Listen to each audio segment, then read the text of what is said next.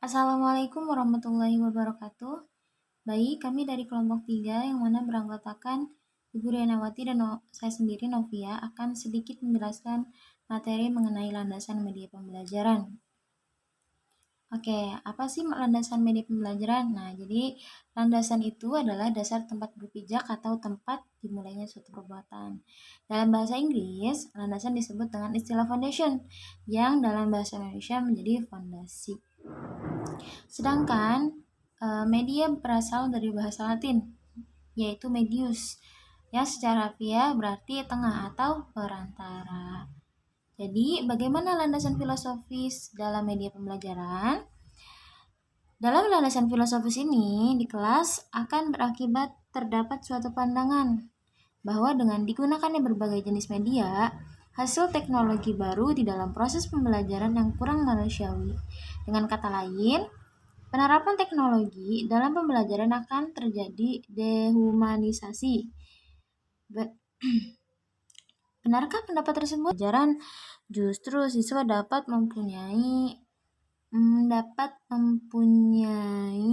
banyak pilihan untuk digunakan media yang lebih sesuai dengan karakteristik pribadinya. Dengan kata lain, siswa dihargai harkat kemanusiaannya, diberi kebebasan untuk menentukan pilihan, baik cara maupun alat belajar sesuai dengan kemampuannya. Dengan demikian, penerapan teknologi tidak berarti dehumanisasi. Sebenarnya, perbedaan pendapat tersebut tidak perlu muncul. Yang penting, bagaimana pandangan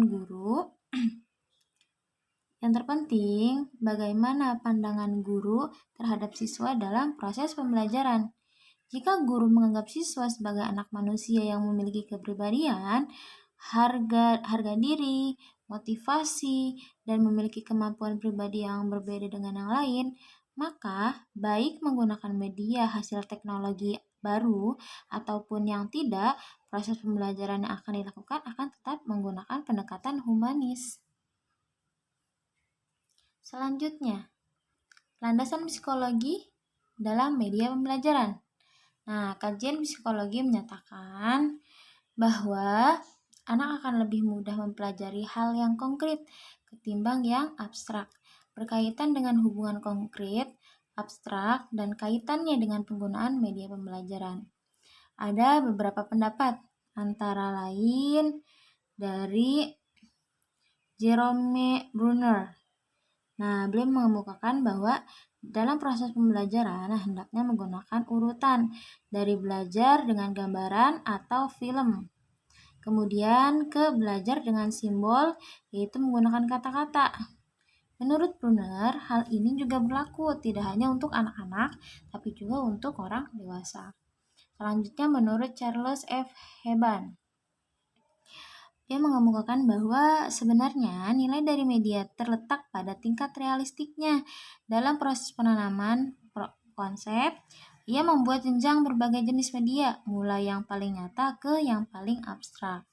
Terakhir, menurut Edgar Dale, menurut beliau, membuat jenjang konkret abstrak dengan dimulai dari siswa yang berpartisipasi dalam pengalaman yang nyata, kemudian menuju siswa sebagai pengamat kejadian nyata, dilanjutkan ke siswa sebagai pengamat terhadap kejadian yang disajikan dengan media, dan yang terakhir, siswa sebagai pengamat kejadian yang disajikan dengan simbol.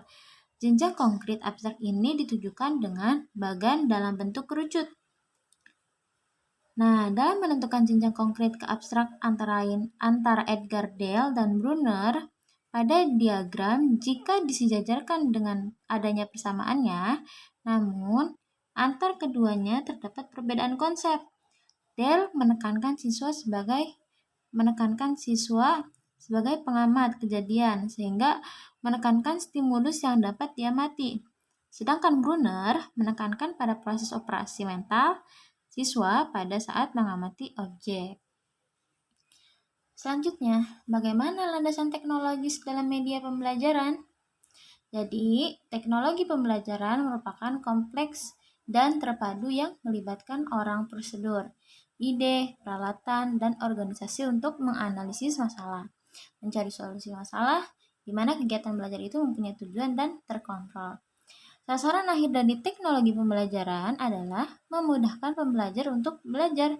Untuk mencapai sasaran akhir ini, teknologi-teknologi di bidang pembelajaran mengembangkan berbagai sumber belajar untuk memenuhi kebutuhan setiap pelajar sesuai dengan karakteristiknya.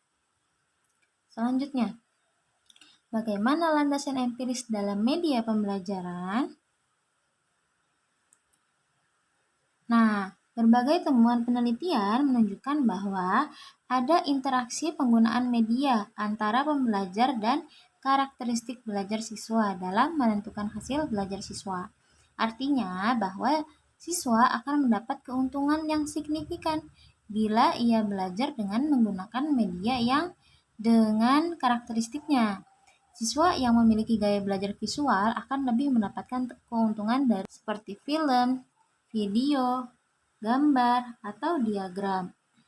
Sedangkan siswa yang memiliki gaya belajar auditif lebih mendapatkan keuntungan dari penggunaan media pembelajaran auditif seperti rekaman suara, radio, atau ceramah dari guru atau pengajar. Tapi akan lebih tepat dan menguntungkan lagi apabila siswa dari kedua tipe belajar tersebut jika menggunakan media audio visual.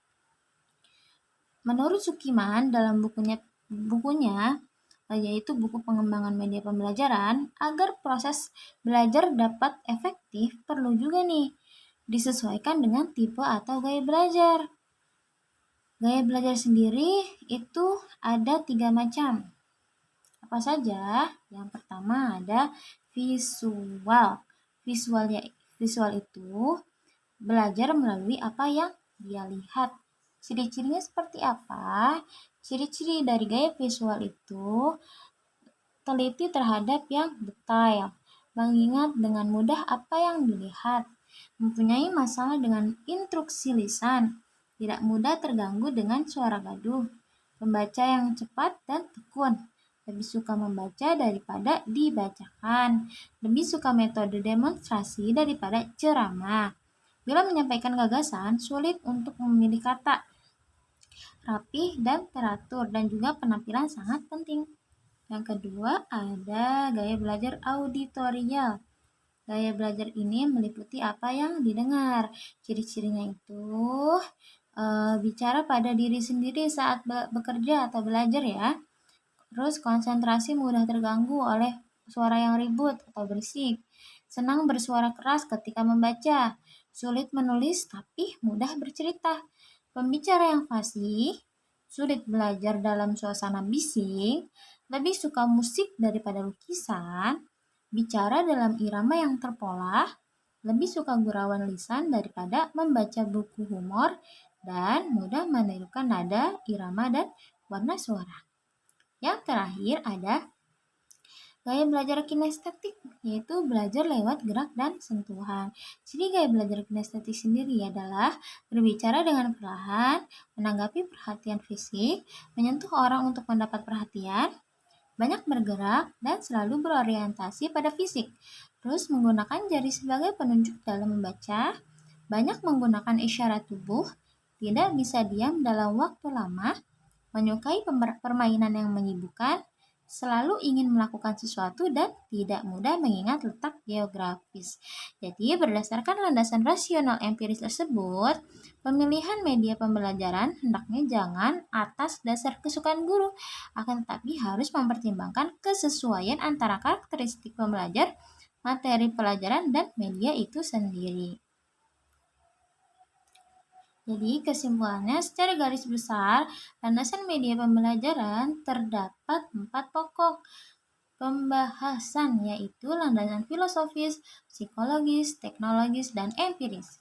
Dari beberapa landasan yang sudah ada, diharapkan kita tidak perlu ragu lagi menggunakan alat pembelajaran asal tepat memilihnya, dan diharapkan alat atau media yang digunakan dapat membantu peserta didik mencapai tujuan akhir pendidikan.